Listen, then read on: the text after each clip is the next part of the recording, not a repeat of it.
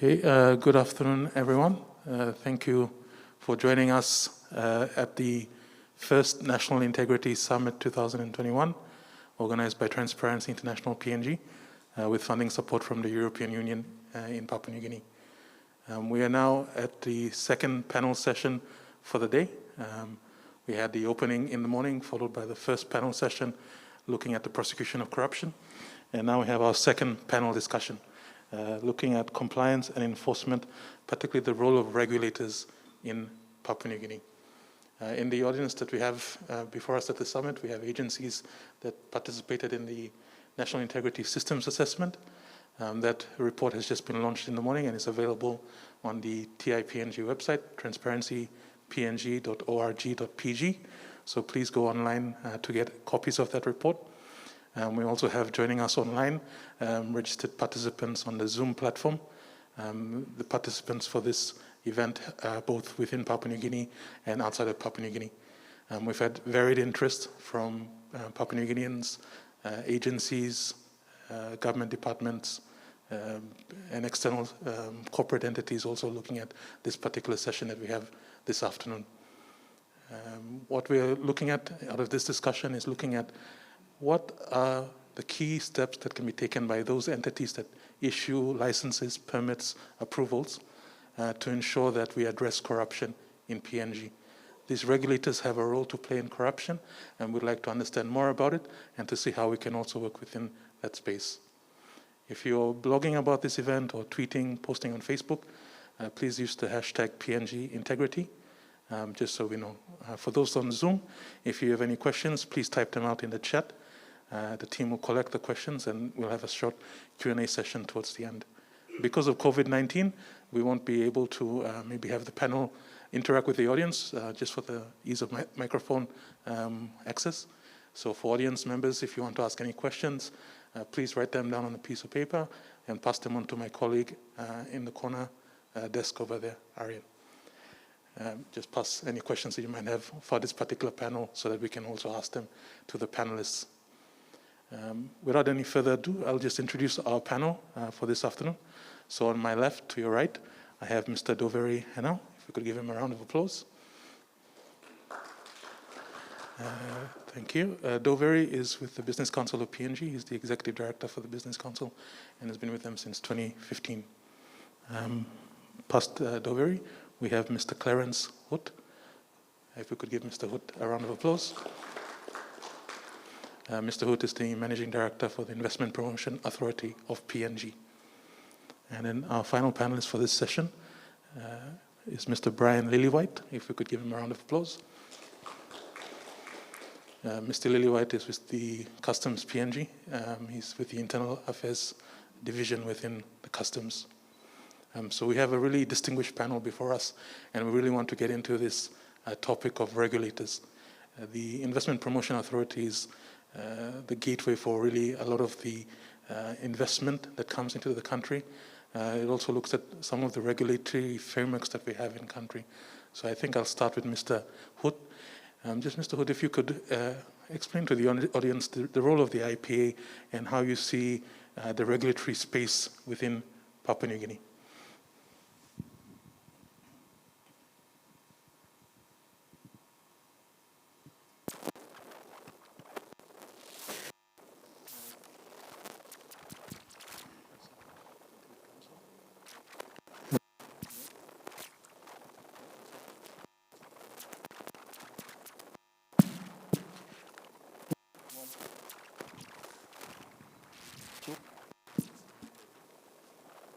You can use this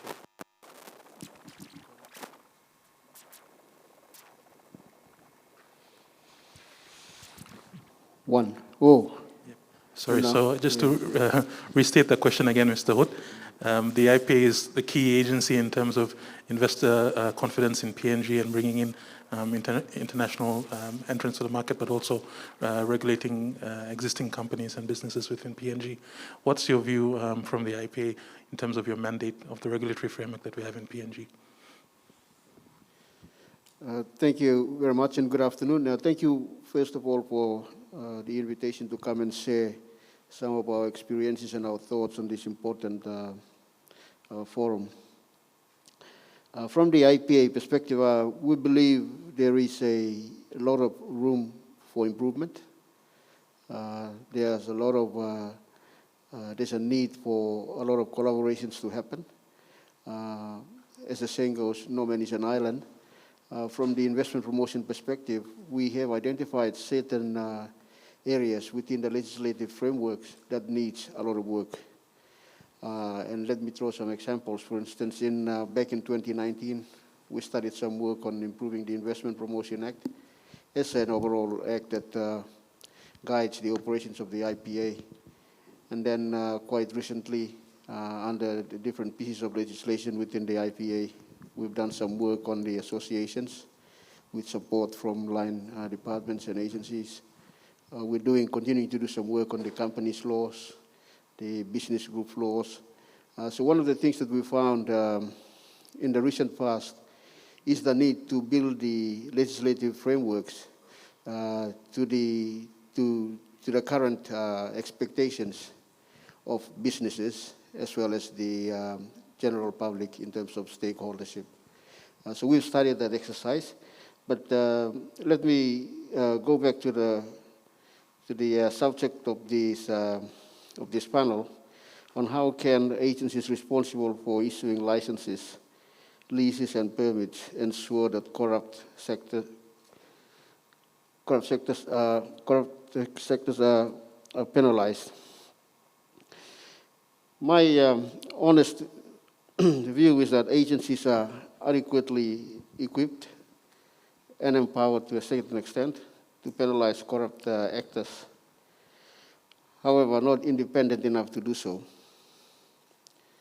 Adequately equipped and empowered because, one, an agency has its requirements for issuing licenses, permits, leases, and certificates, etc. Most agencies have powers to investigate and prosecute under their own governing legislations. 3, most agencies also can impose penalties. Why do I say not independent enough? Political interference in agencies and their functions must be weeded out. Political interferences with agencies' functions often dampen the ability of the agency to properly carry out their functions, or for that matter, penalize corrupt persons and activities. The issue with ensuring corrupt actors are penalized stems from the lack of prosecution and imposition of penalties at the agency level. Oftentimes, issues at the agency level are escalated to the courts or some higher authority to deal with. The agencies are not given the support to penalize these corrupt sectors at its own level. I see that at most times, agencies through their processes can identify corrupt persons and are able to gather evidence to prosecute. However, the prosecution in court may be slow. A corrupt person may not be convicted or charged immediately, or whichever high authority is dealing with the issue may have their own perceptions or agenda on the issue. Or in the end, it may get swept under the carpet. So penalties are imposed, especially for non-compliance issues. Corrupt actors often referred to the courts to determine.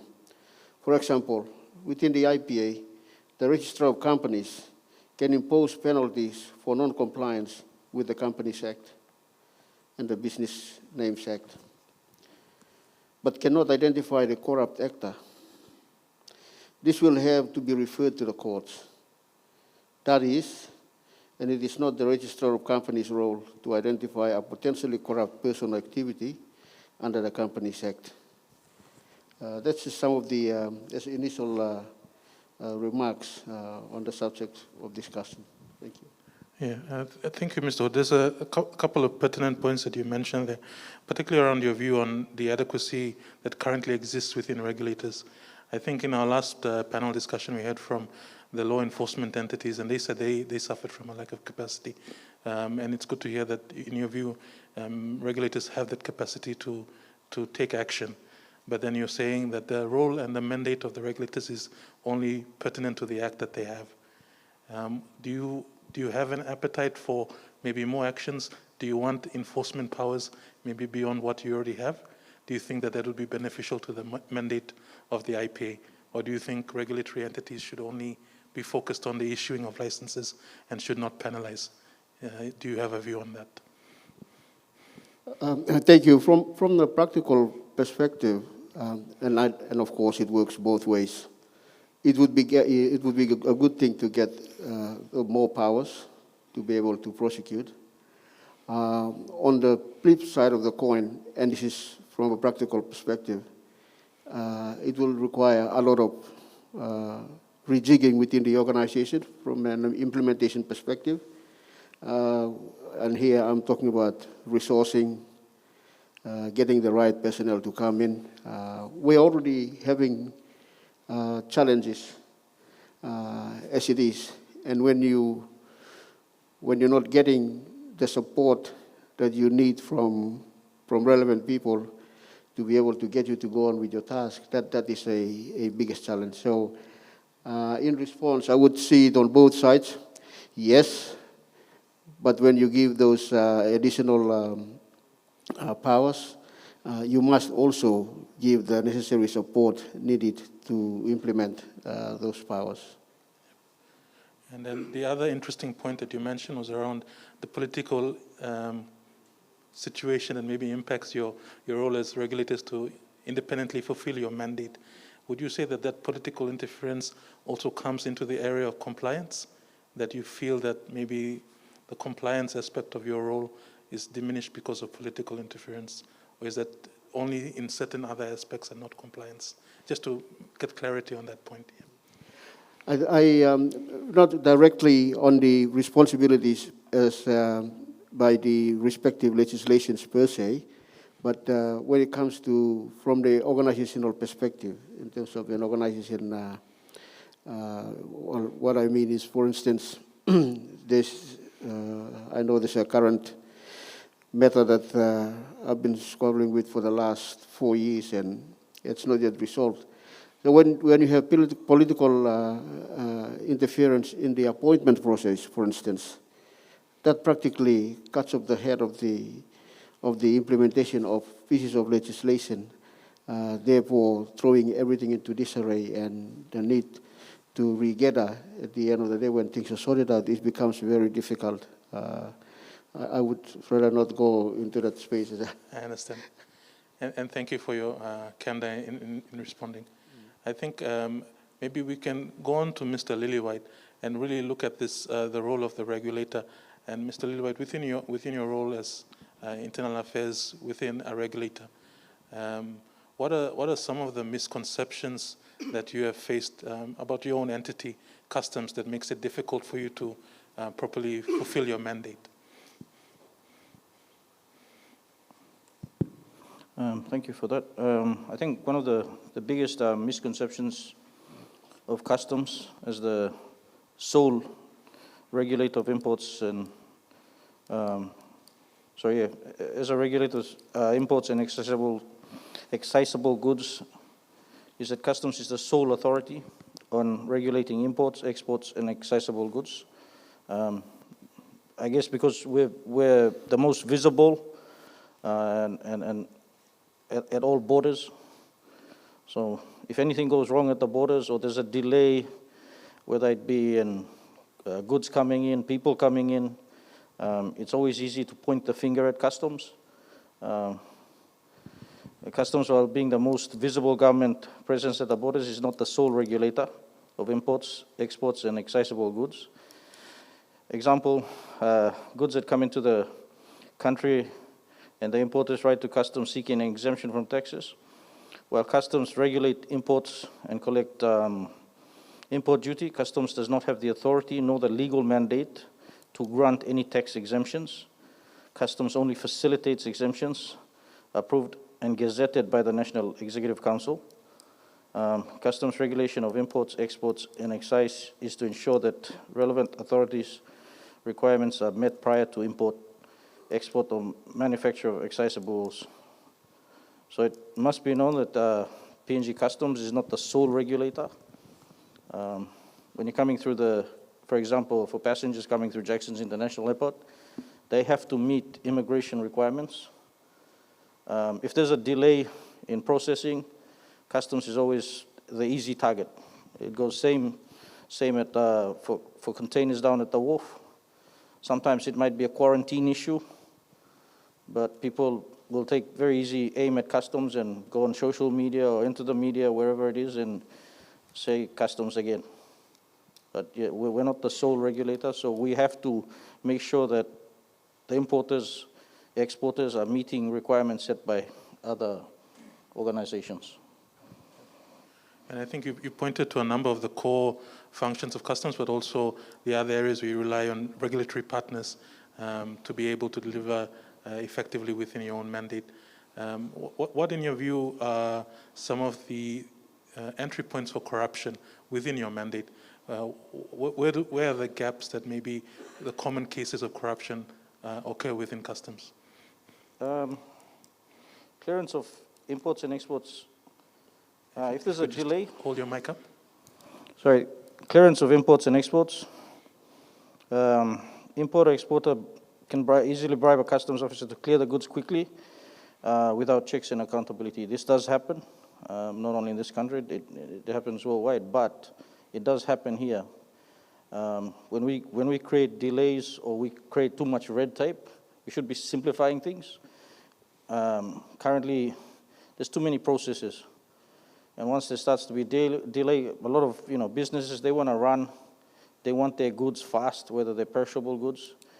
They're willing to throw in that extra 1,000 kina, whatever it is, to speed the process along. Compliance and enforcement of customs requirements. There is, where we have customs officers extorting from companies, again, it goes back to that.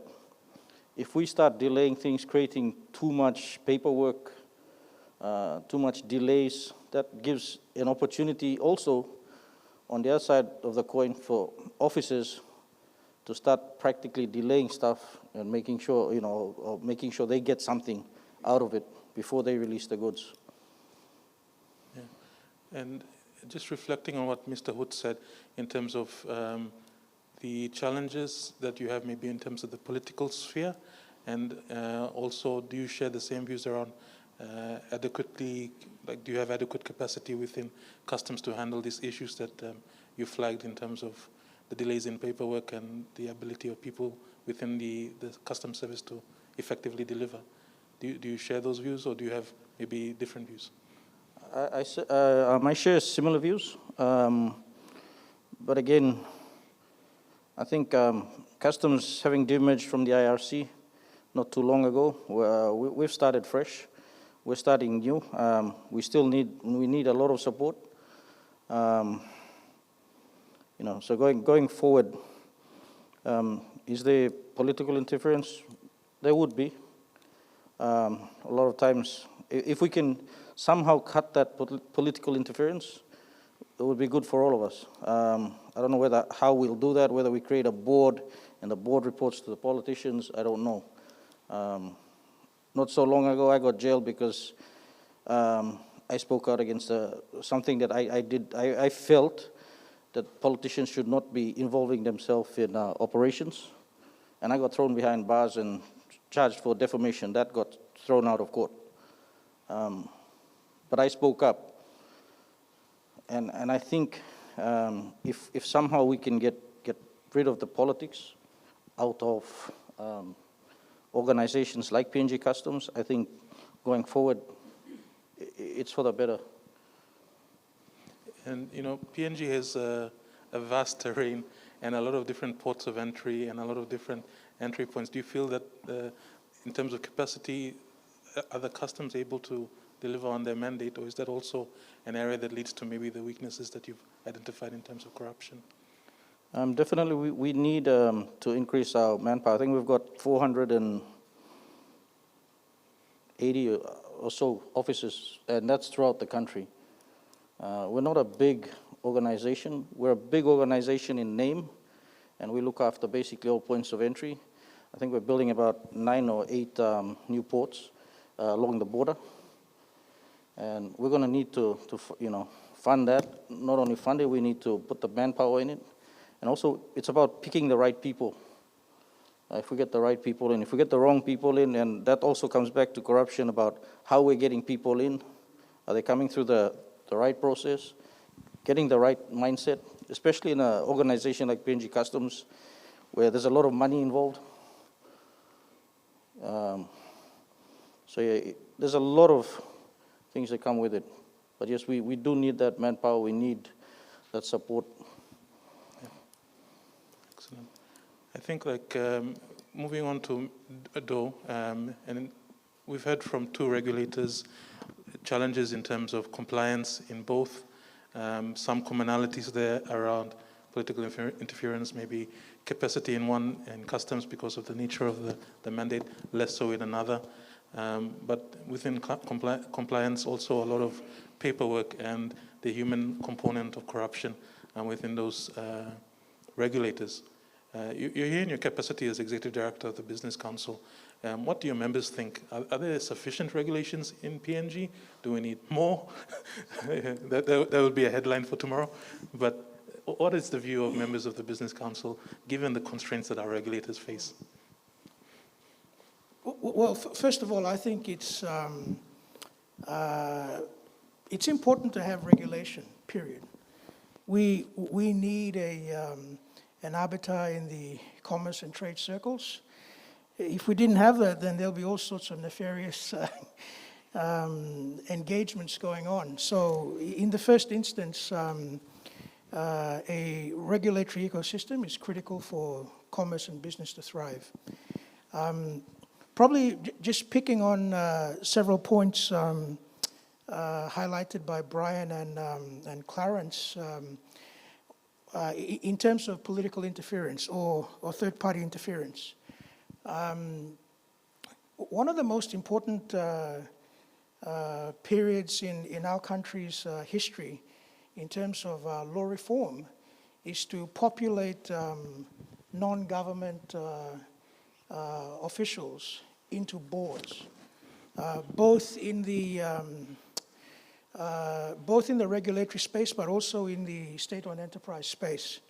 And not to pick on your president, but a clear example of how that actually became valuable was standards that private sector executives bring into the regulatory process.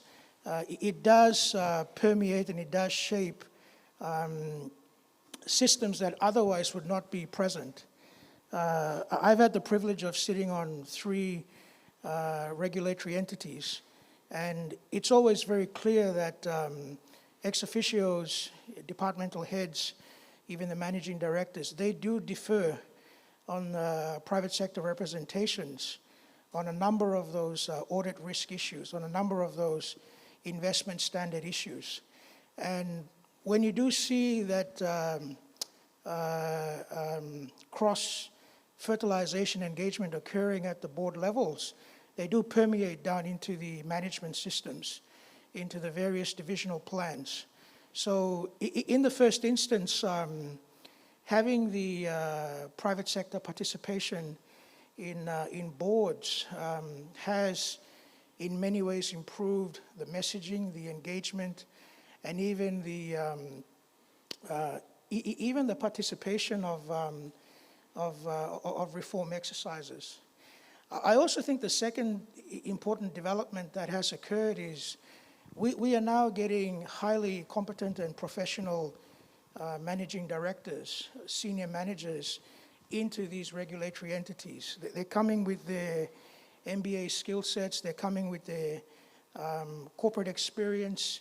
And so when we begin to see that level of skilling, not just at that MD level, but also at the divisional levels, the standard starts rising. So the good news for PNG regulators is that private sector is beginning to see that degree of professionalism coming into the organizations.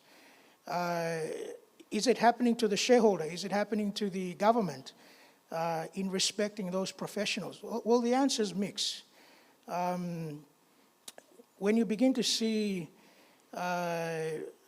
boards of regulators or even the regulator themselves really looking at their own systems, how could they improve it? How could they make it more efficient? That's an indicator that that particular aspect of their governance and their systems are progressive. Now, of course, not everything is rosy, and this is where I'd want to touch on three particular issues that we've observed. The first one is definitely not so much political interference, but I'd probably say political ideology coming into the regulatory space. So is the role of government to engage in business or not? Is the role of government to increase its participation in a number of enterprises or not? Is the role of government to increase small, medium enterprises or not? Or should these be market factors that should evolve? So I'd say that's the first issue that we're now facing, and it's becoming highly contested. It's becoming highly sought after, and this is where regulators now have to look at what are their core functions. Are they there to maintain an environment of fair trade, or are they there to lift up a particular segment of the private sector landscape while regulating the other part of the private sector landscape? So that's the first political economy conversation that's now evolving. And at many times, I think that's been miscalculated as political interference. The second one is something that's quite close to my heart, and that is to look at how you can make these regulators more efficient. And it's not necessarily to do with manpower, it's actually got to do with looking at digitizing and using capabilities that can remove that human element and allow the direct interface with the consumer. If I need to pay my customs duties, I want to do that, get a piece of paper, flash that down at the border and pick up my item without the hassle of going to 2-3 counters.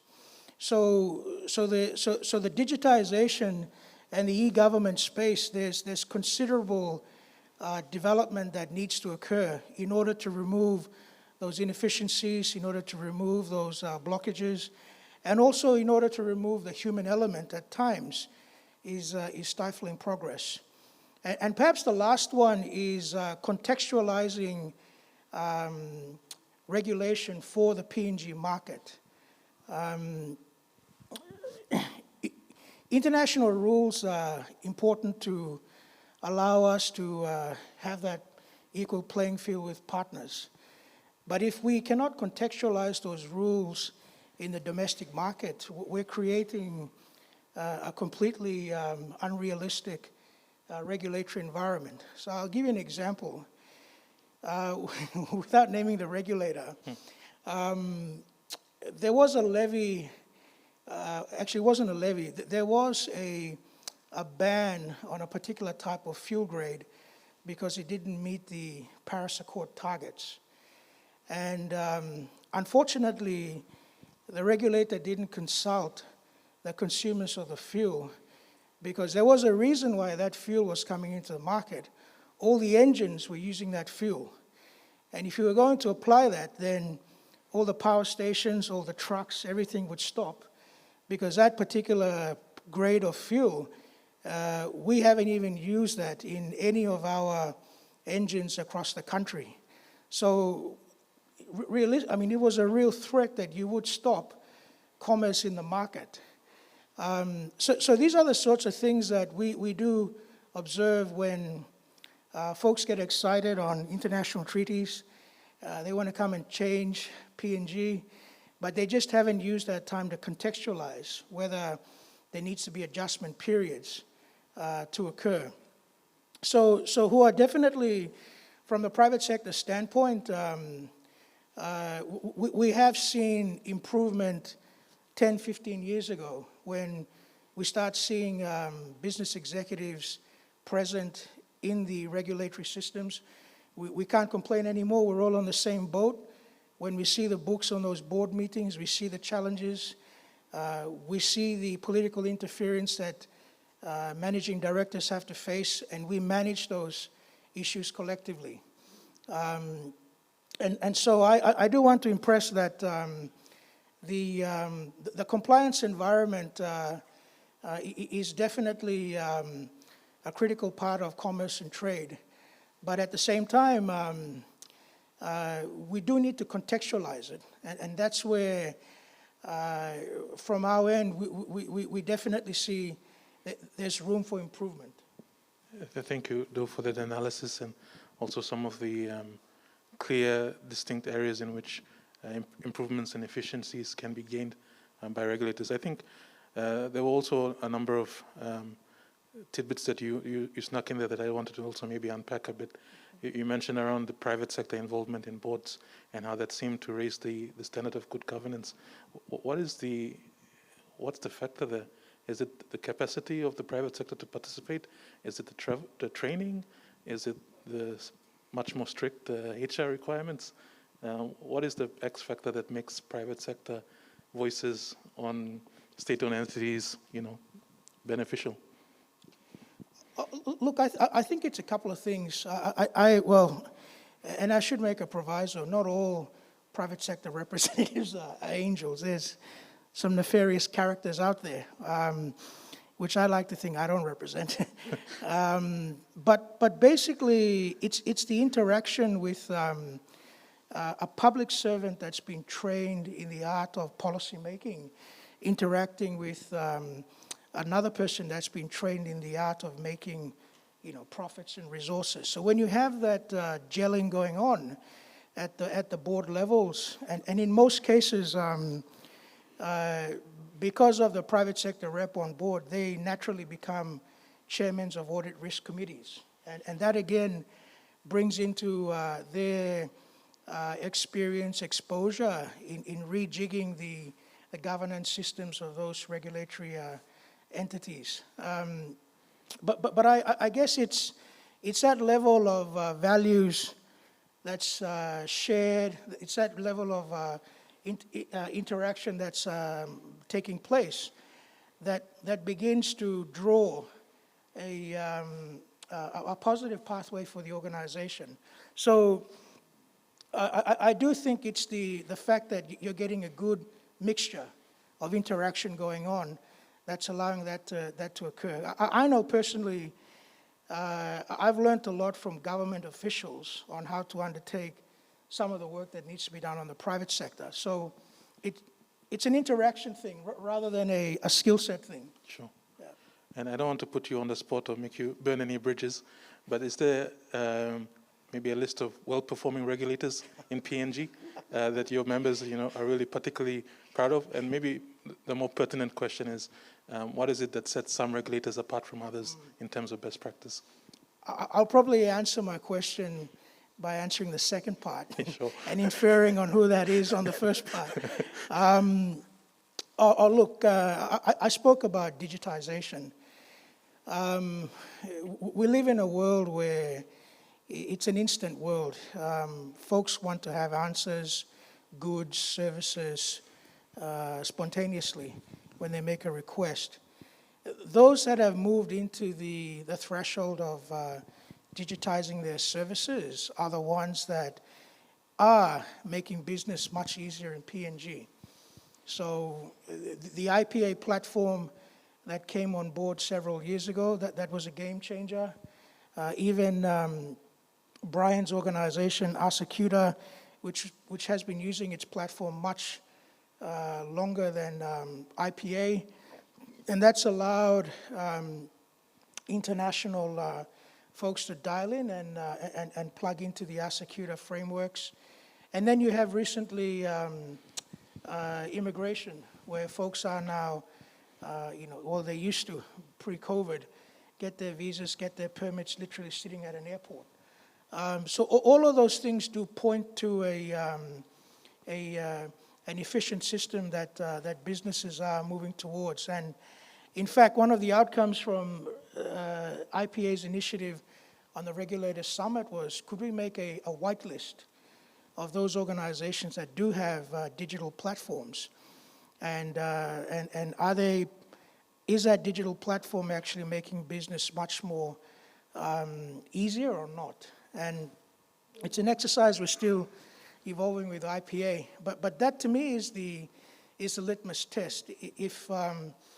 If we can get those organizations on par, and probably a sub piece of that is, and this is a live example, we want to reduce fraud, we want to reduce burdensome paperwork.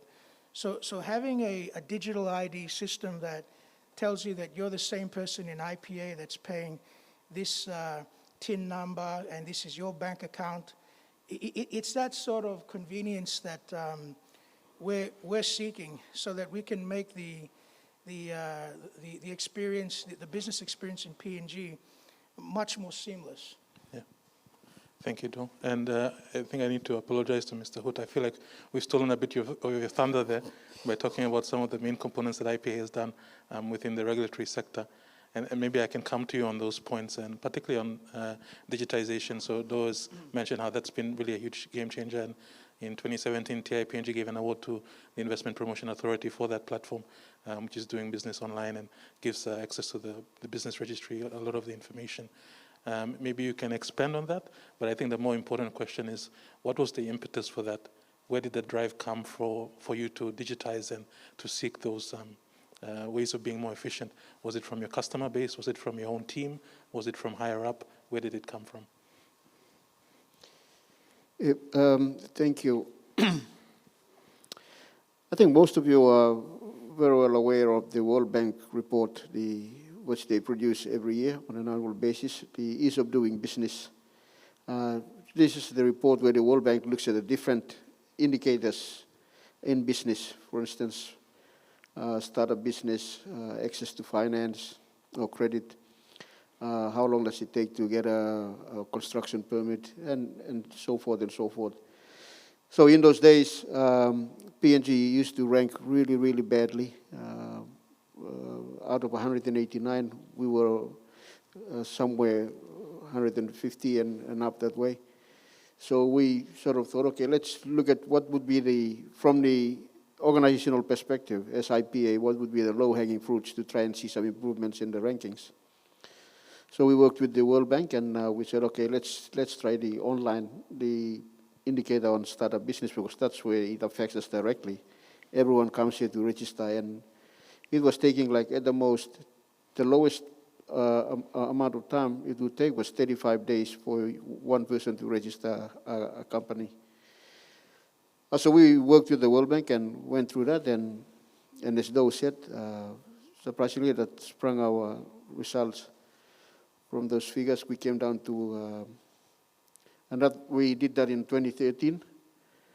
And in the midst of fixing the small teething problems, we had power disruptions that came, and instead of progressing forward, we had to go back, change hardware every now and again. And I heard from my customs colleague that they're experiencing the same issue.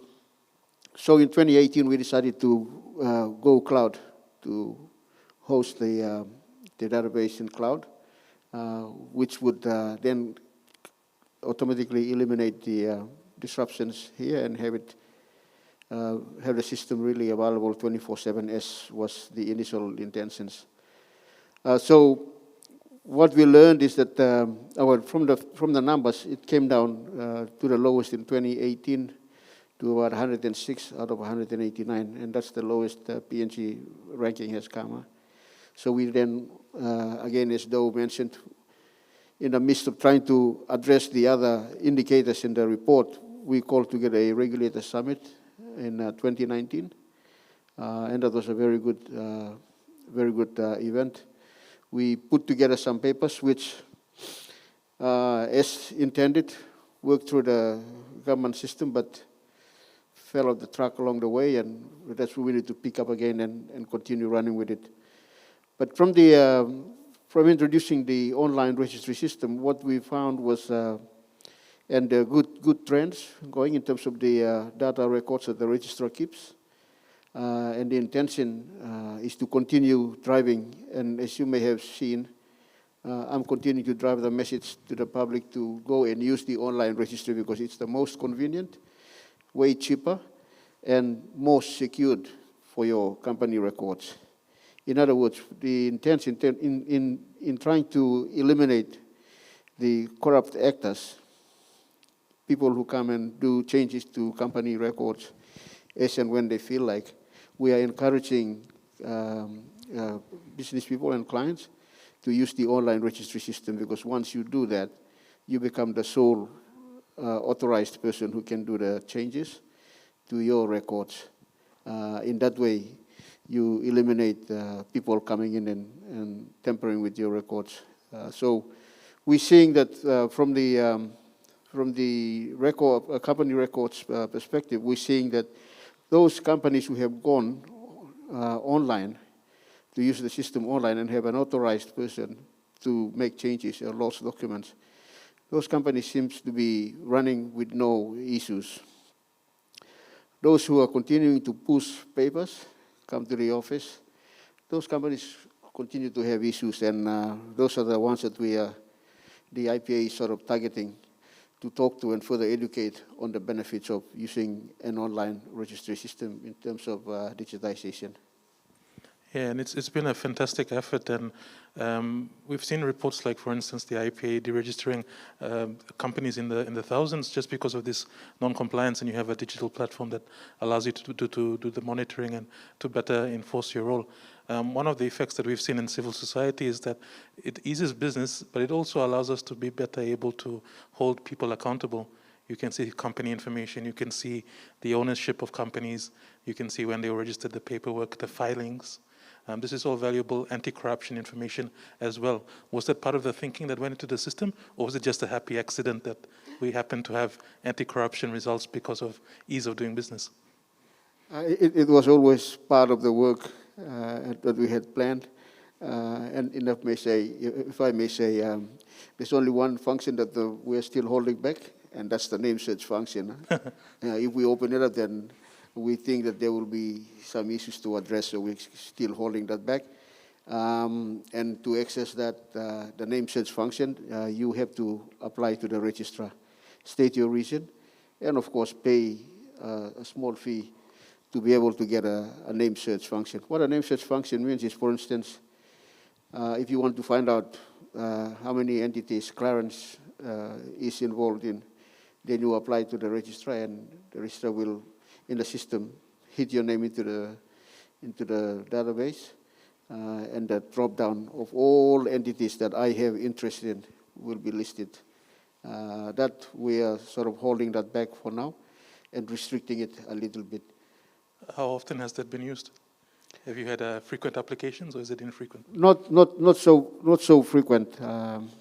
It's really infrequent, and mainly for people who carry out investigations, or people who really who have an interest in a certain individual. Those are the type of people that come forward. Knowing P&G and the way we are, if we open this up, it may amount to a lot of abuse and misuse by the general public. Yeah, and I think this is also an area where TIPNG and a number of actors, particularly within the Extractive Industries Transparency Initiative, have been looking at beneficial ownership of companies, and it's definitely an area where we are looking for maybe perhaps more regulatory oversight and ease of accountability within actually finding out who are the people that own companies that might be involved in certain transactions. But I wanted to also maybe circle back to the Regulators Summit. I feel like we might have not given it its proper highlight in this discussion, and I think it was also similar to the Integrity Summit, one of those landmark events that more of us within the anti-corruption space would like to see. What were the highlights of the Regulators Summit? And we had a question come in from Zoom speaking to the independence of the regulators also being necessary to ensure that there are checks and balances within the system. that if we go too much towards the push of one button, then we might end up also maybe centralizing too much power within the hands of a few. Was that a topic that came up within the Regulators Summit, or what were some of the highlights from the summit that anti-corruption people might want to know about in PNG? Thank you. The outcomes of the Regulators Summit were plentiful. I'll just highlight one or two key points that I think will put value to the discussions. During the presentations, what became very obvious was the lack of cohesive and cooperative collaborations amongst the regulators ourselves. For instance, the left hand, so to say, the right hand didn't know or does not know what the left hand does. So one of the obvious outcomes that we discussed in that summit was the need for regulators to meet regularly, to share information, understand the policies, the legislations, and the regulations of each regulator, and then see how they can form collaborative efforts in trying to address the concerns both at individual agency level and also from a national interest perspective. That's the first take home that I would mention. But the second point that came to light and attracted a lot of interest was for regulatory agencies to explore the potential of going digitization. And it was acknowledged openly in that summit that once at agency level, once they go digitizing, the issue of addressing collaborative efforts will become very simplified. As you know, and one of the examples that I can cite is, for instance, the data kept by the registrar of companies could be accessed easily by the Commissioner General of IRC, and then you can compare to see whether the number of registered entities equates to the number of taxpayers in terms of TIN numbers. We believe that maybe if both systems talk to each other at that level, we could easily share the data does address the issue of tax evasion. That's the second point. The third point that I would like to share is the fact that during the summit, it became very evident that a lot of our laws and regulations in the regulatory space before through. And the need to update those laws and regulations is very, very important. I'll give you an example from my own organization. I've just completed work in reviewing the Associations and Corporation Act of 1966. That law has never been reviewed until we did some work 2 years ago, and hopefully it goes through Cabinet and on to Parliament in August. And in terms of corruption, that's one piece of legislation that did not require any reporting from those members and the executives of the associations. So what does it mean? Well, anyone could come and, with a group of members, come and register an association and go and get money anywhere and whatever means and use it in whatever way they want, because they are not required by any law to report to anyone under the piece of legislation. So we looked at that, and we're now introducing some reporting requirements, again, segregating each of the different groups as to how they can be handled in terms of accountability and being transparent to the members. That's just an example from one of the pieces of legislation within the IPA that we have had to review. So the outcome in that summit was for agencies to identify each piece of legislation that within their sphere, and then see how we can do work together, again, collaboratively with our donor partners on how we can update those laws to the current scenario.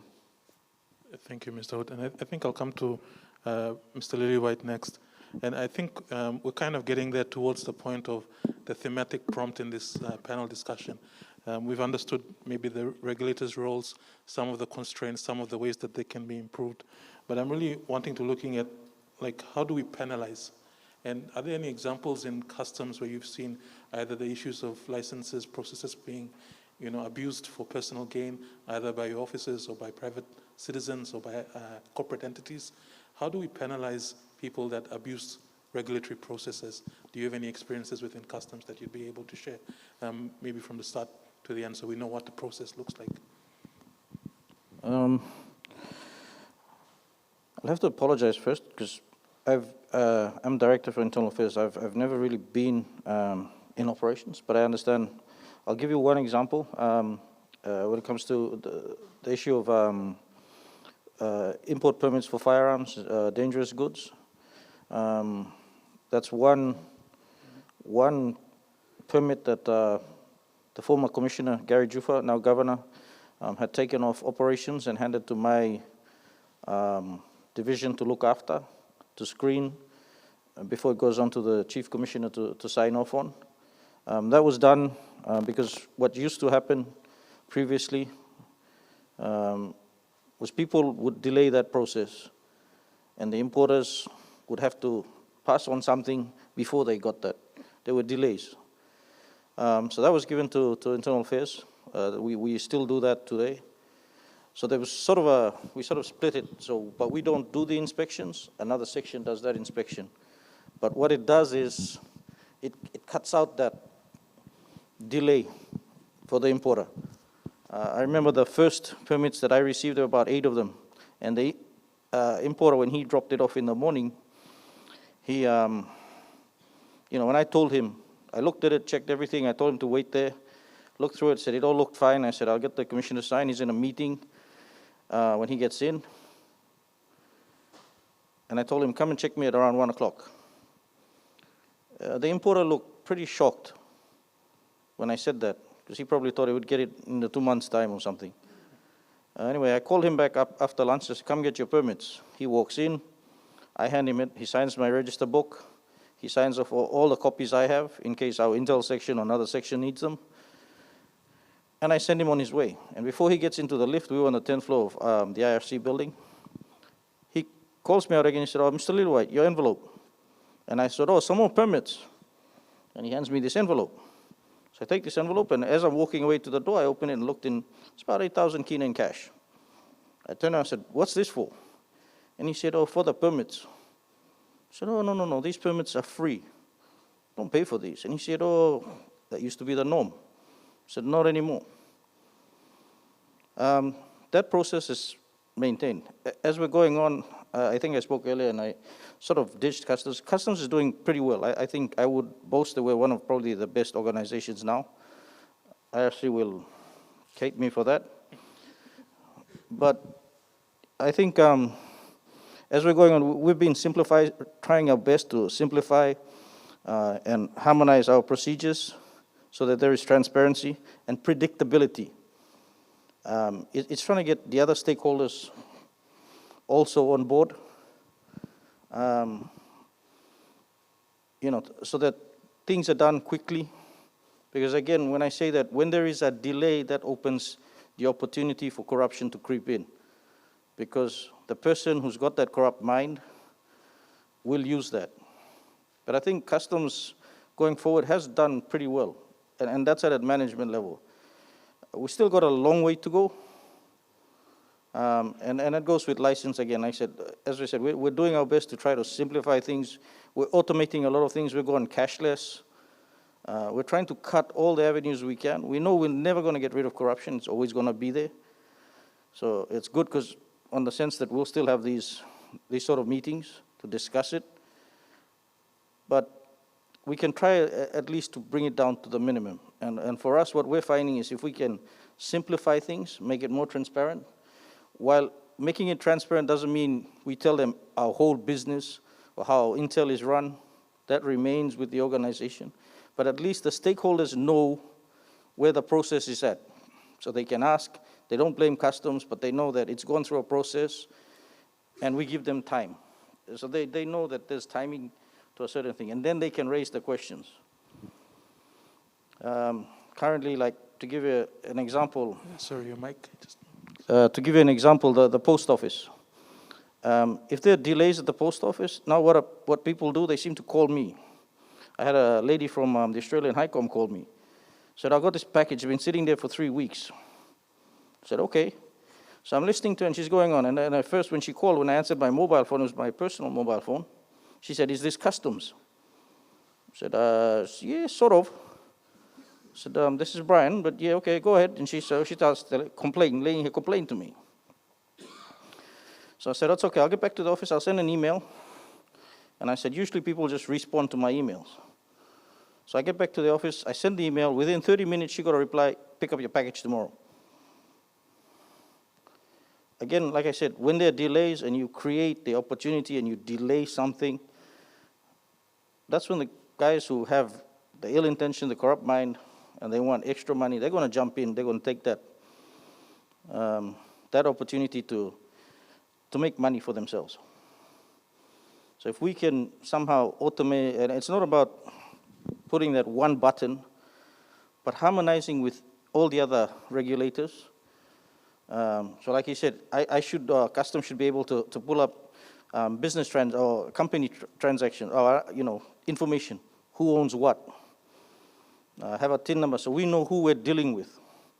But trying to harmonize it, make it practical and predictable, so that no matter what we do, or the stakeholders, they know that they can hold us to account, and also on our side, we know we can also hold them to account. And again, legislation plays a big part, as you guys were talking about. We're going through a current review at the moment, thanks to the Australian Border Force. They're assisting us with that. They've sent up an expert. So they're currently reviewing it. Hopefully we can pass the new Customs Act, because it's pretty outdated. So you will see, like when we're doing the drug busts or all those things, it's very hard to prosecute people with a very old act. And of course the public doesn't understand that. And the public will say that I'm with the Cipic Mafia, I'm part of the drugs, not understanding that I eat too much lamb flaps, and that's where I'm chubby. But on Facebook, that's what people see. But what I'm saying is, we need to be, we need to get our laws up to date and be transparent about it so people understand it. Because at the moment, cases we've done, we've lost because it's not harmonized, it's not up to date. It goes to court, it gets thrown out. And also the training behind it, the legal experts behind it. Because currently I think we only have three lawyers in all of customs, and they're overworked. There's one doing so much. There's too much on their plate. But if we can, try and that's why I say bring in the support. But again, there's got to be a will from the top. Because if you give that support, Customs is a revenue collection agency, the second biggest to IRC, after IRC. We'll only get more if our enforcement activities get better. But you also put in the right skill set, the right mindset of people. Only then I see that we will advance. And I'm really grateful for those experiences that you've had and sharing them with us at this summit as a practitioner and also as a member of a regulatory agency facing these challenges. And it's difficult to turn away from 8,000 kina cash in an envelope for something that no one would have known. And this again speaks to the need for digitization and ensuring that it's not someone carrying a receipt book around. And also thank you for name-checking the Australian High Com. It reminds me that I should also say that this event is funded by the European Union and for supporting the work that we do as well. I wanted to just maybe go back to some of the assumptions that we had in that the remarks that you gave, particularly around the collaboration with other entities. Initially, when you spoke, you were saying that customs is only one component of the framework, regulatory framework for borders, but we also have heard from the panel discussions around more collaboration and sharing of information. Unpack that tension for me there. How much information are you willing to share with other sister agencies? What's the minimum standard we should expect amongst the regulatory entities that we have in PNG. Are you able to share data at the moment, or does it require an MOU? Does it require top-level support between entities, or is it something that a regulatory summit can facilitate? How do we get that cohesion between our regulatory entities? Do we want to? That's to you, Mr. Lillywhite. Currently, we work pretty well. I can see my good big brother, Mr. Elu, and Damaru somewhere around there. We work pretty well, but we at the moment, we work off MOUs, MOAs. But I think we've got within different agencies, and over time, I've been around for about 20 years with PNG Customs. So we've built our networks. So, you know, when there's a need, a major case, we will be calling. But I think going forward, there needs to be more, I don't know what the word is, gelling with other agencies. Cohesion. And we need to start sharing more. I think, for example, in the recent drug bust with the cocaine, I had a lot of people question why my division, Internal Affairs, was in that. But what they failed to understand was we actually have a police reserve unit, which is we call the ICE, that knew about this coming in. And again, it came back to trust with our team about who else in the organization might be involved and all that. So very specific people were picked up. But again, because we have a current MOA, MOU with the police, we were able to do that. And we were able to go in, successfully round up the drugs. Sadly, again, I said, with current legislation, all that, it just didn't, you know. But I believe our guys are still working on that. It's not a dead case. But yes, we need that, you know, that working well with other organizations. And I think it's one of the key thematic answers that's come from a number of the discussions we've had with the previous panel and within this panel as well. I also want to maybe come back to Douveri. It makes it seem like it's all on the regulators, and we have to have people of such high integrity and high standard that can turn away 8,000 kina of cash in an elevator somewhere. I think we have to also look at maybe the private sector and how the private sector can ensure compliance. What are some of the measures that maybe some of your members have taken to ensure that when they're faced with bottlenecks in the regulatory framework, that they don't succumb to their worse nature, let's say?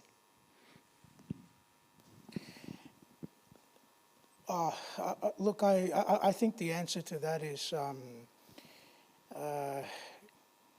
we all had good moms and dads that taught us what's right and wrong. And even at this, at a competitive environment such as a market, we need to have those standards present as well. And this is where several of my peers, we have taken a very strong role that you cannot be part of my organization, although you're a company, if you don't have these benchmarks. And that's becoming a common trend among business associations, where we do obviously identify that in the market, your prices are very, very different because you're doing something that's not necessarily the norm, and that does arise suspicion. So within business associations, we do have those benchmarks that we identify, those organizations that do need to be questioned. I guess I just want to slightly respond to a solution that goes to the gelling and the collaboration that Brian mentioned, and also the outcomes of the Regulators Summit that Clarence mentioned. The fundamental transparent mechanism that needs to be fully appreciated by every stakeholder, consumer, regulator, a competitor, is the identification of the trader.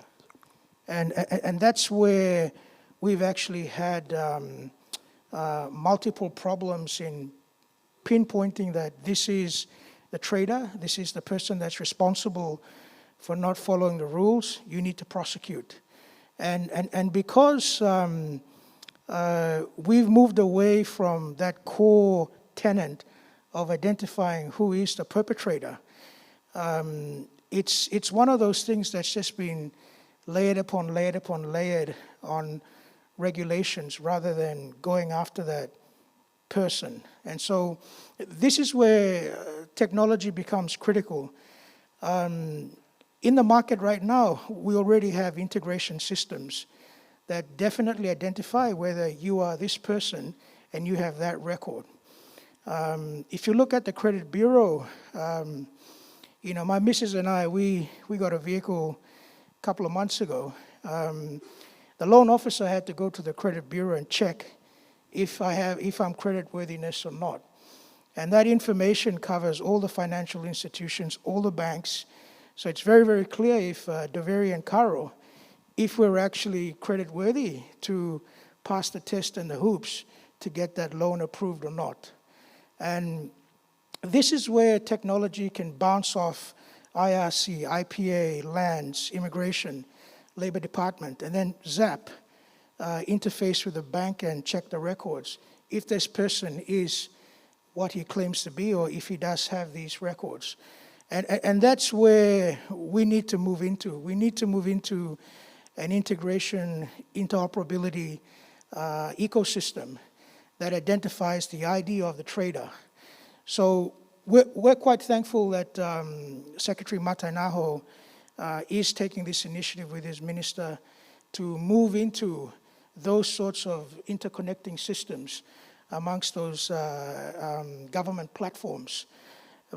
Because at the end of the day, banks will continue receiving money, trade will continue happening. Whether that money is good or bad, we're not going to know unless we have that tracking and that integration system that talks to each other.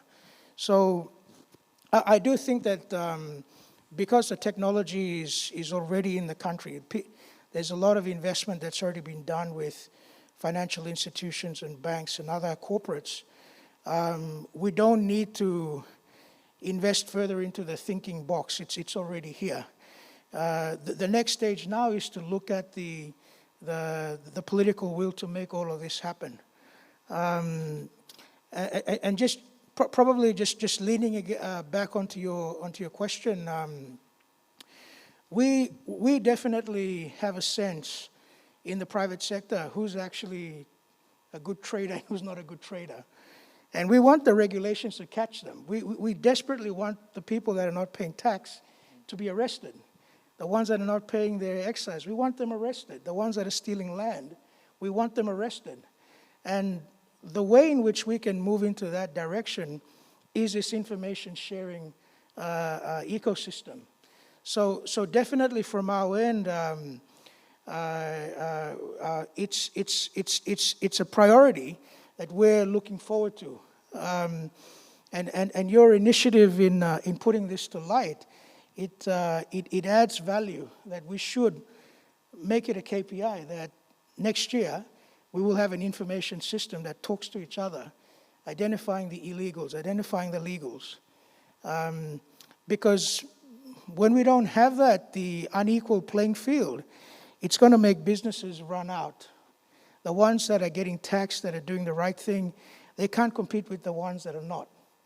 And those ones that are not, 9 out of 10 times, they have substandard products that are going to kill our people, heavily injure our people. So I guess I come back to that point where if we have that intersection of information sharing, the technology is already in the market.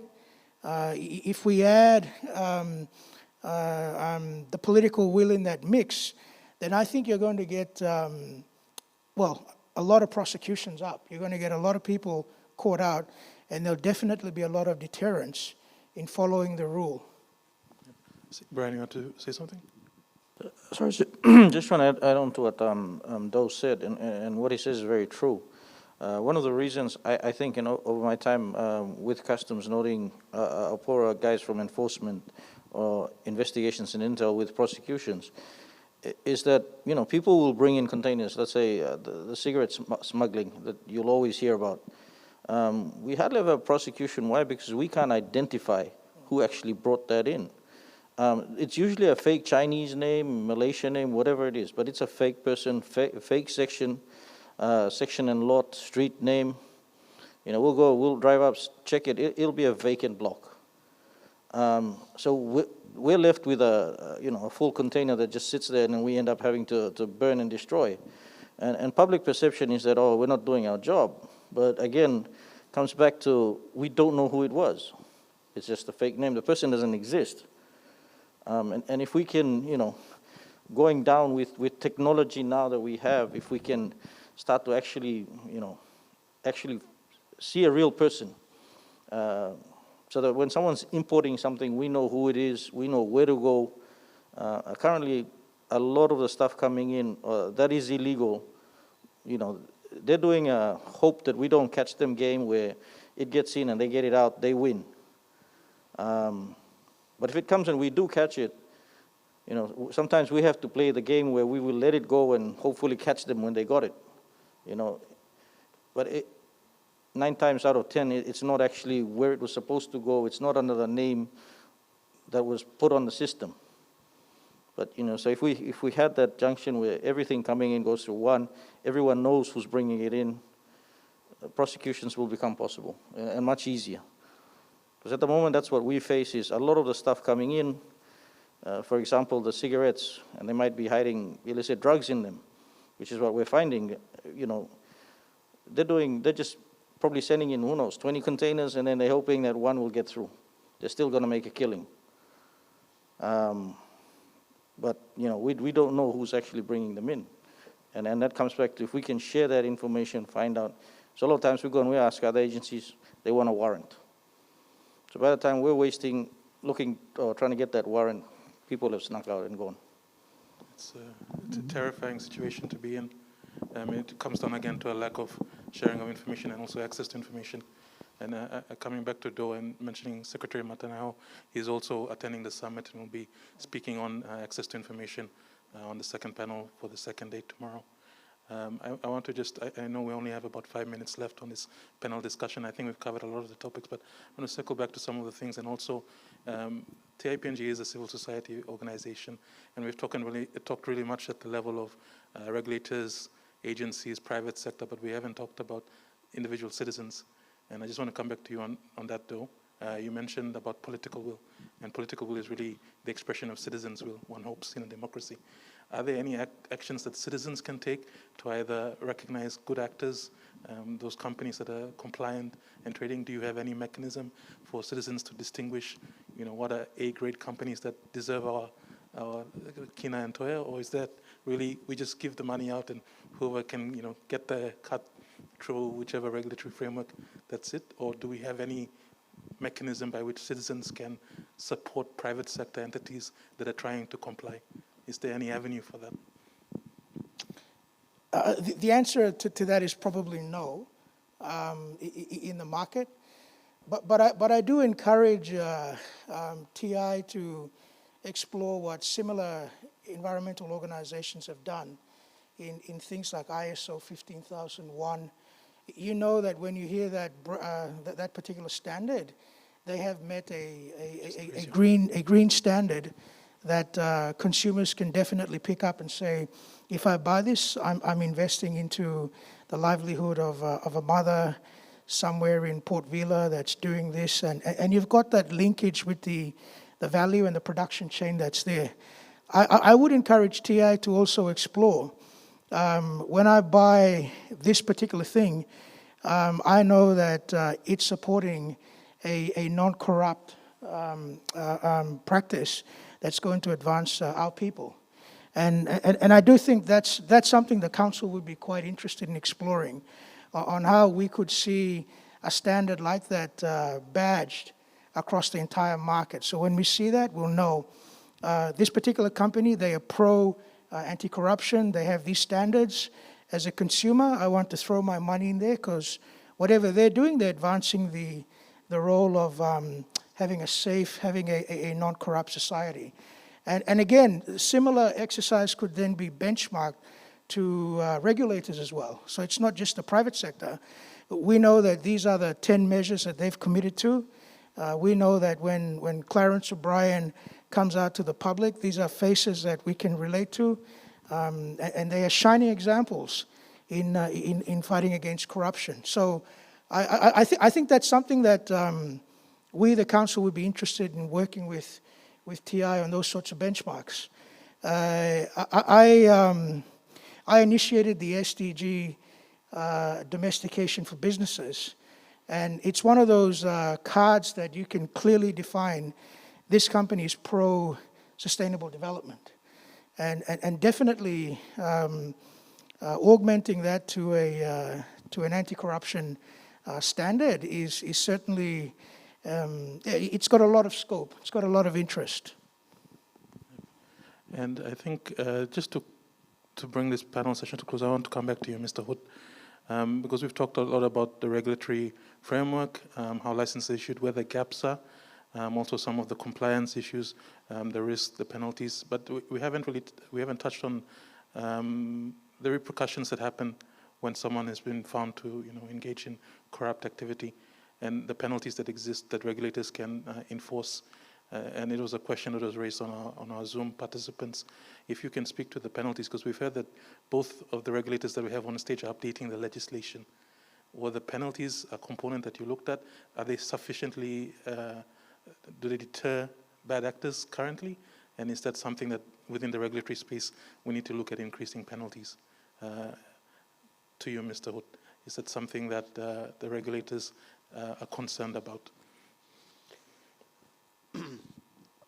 Thank you. In terms of the applicable penalties, and I mean in fines, we, from the IPA perspective, we have, I may be wrong, but since being with the IPA, we have never gone that far. What we tend to find is in a number of cases that we've had in the most recent years, is that as we progress it, of course, taking both hands of the organization as the investment promotion agency, and then on the other hand is the regulatory function, we always tend to reach the middle ground. So from the practical perspective, what we tend to have is we've always ended up with negotiations with the affected companies. And in the end, we agree to a amicable fine and get the company to comply and ensure that they continue the compliance exercise from there on.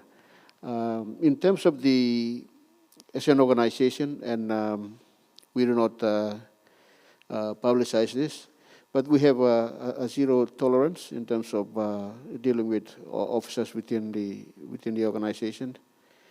In the last 3 years, I have unfortunately asked 4 people to leave, mainly dealing with things like this, asking for favors from clients when they have already paid and come to the office with the receipts and the documents to be lodged.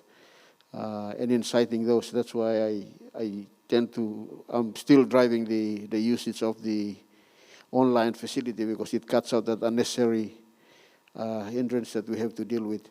So from the organizational perspective, when an officer is involved in such practices, there is no room for that officer.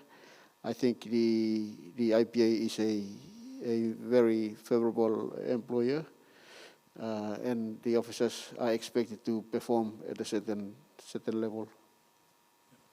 I think that's a good point to end on, because we're looking at the opportunities for strengthening the role of regulators in enforcement, and it starts within the organization, but obviously also with external actors and supporting those with goodwill. I really want to thank our panelists for the content of the discussion, the depth, the breadth, also the level of candor and openness. speaking about these issues. I know some of them are delicate and speak obviously to your respective mandates, but I think it was useful for our audience here in the room and also those watching online to learn. I want to thank particularly those online. We had a lot of comments and feedback coming back with questions. I encourage those that are online that felt maybe the question might not have been answered to write them through to Transparency International, and we can forward them on to the panelists. Maybe they might be able to respond to your specific questions. The email for TIPNG is info@transparencypng.org.pg. But back to our summit participants in the room, I'm also really grateful for those that have stayed on for this panel discussion. These are conversations that we don't really have out in the open, and maybe some of the specifics are also enlightening in terms of how we can ensure integrity when we have interfacing of the government entities, the regulations, private sector entities, and the citizen space again, and how we can support regulatory frameworks in Papua New Guinea. So I'd like to give a round of applause to each of our panelists, if we could. And thank you for your attendance, and thank you for this session. This is also the final session of the summit. So as we come to an end, I ask those in the summit to just remain seated. We'll have a closing remark with a recap as well as a preview for tomorrow. But this is the end of session, panel session 2, looking at regulators and enforcement of compliance regulations. Thank you.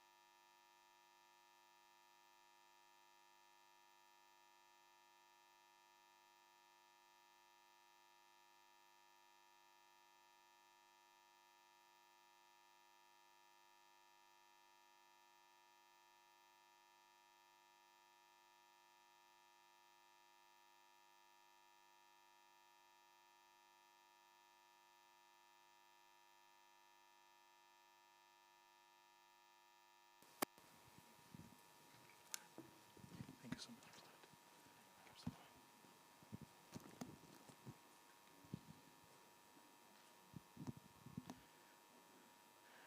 Okay, to close the session this afternoon and to wrap up our first day of the National Integrity Summit, I'd like to invite the CEO of TIPNG, Ms. Irene Kasman, to just close and give a recap of today as well as a preview for tomorrow. Please, Ms. Kasman.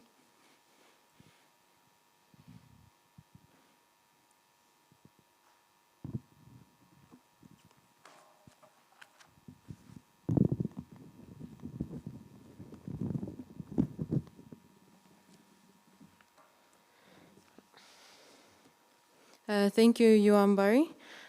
First of all, thank you to the panelists that we had on the 2 panels today. Very insightful conversations, I think, and ones that needed to be had. First of all, regarding the prosecuting of corruption, and then second of all, the compliance and enforcement, the role of regulators. One clear message that kept coming through from the opening session and leading on into panel 1 and panel 2 for day 1 is really the need for more collaboration and really the need for more consistency when it comes to information that is shared.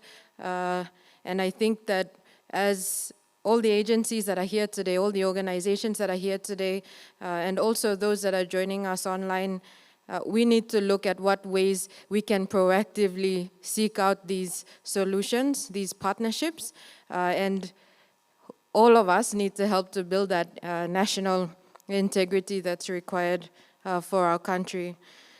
So first of all, to thank the Prime Minister of Papua New Guinea, Honorable James Marape, for joining us with the opening session and the launch of the National Integrity Systems Assessment 2021, the European Union for their continued support, and of course their funding support to this particular event.